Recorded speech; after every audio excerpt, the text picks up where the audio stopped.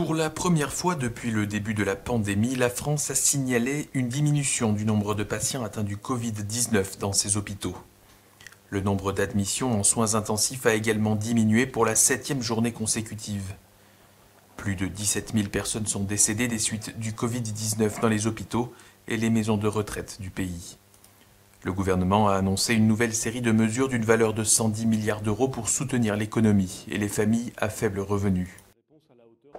Au Royaume-Uni, le pays a enregistré son 4e jour consécutif avec moins de 800 décès dans les hôpitaux. Un peu moins de 13 000 personnes sont décédées dans le pays, de quoi envisager avec prudence l'arrivée du pic de la pandémie dans les prochains jours. Il est très important de ne pas dire « regardez le nombre de morts, cela signifie que nous avons dépassé le pic ».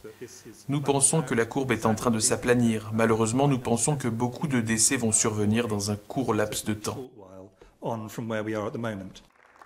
Le ministre des Affaires étrangères Dominic Raab doit présenter un plan pour une prolongation potentielle du confinement de 3 semaines. Alors que le taux de propagation de l'infection continue de ralentir en Italie, le gouvernement autorise progressivement la réouverture de certaines entreprises.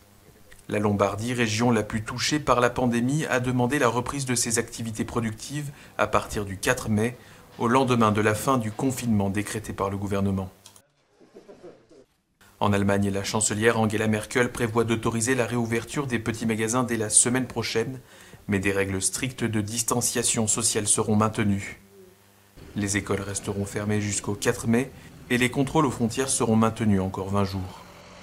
Enfin, un espoir de revoir du football à la télévision demeure en Allemagne.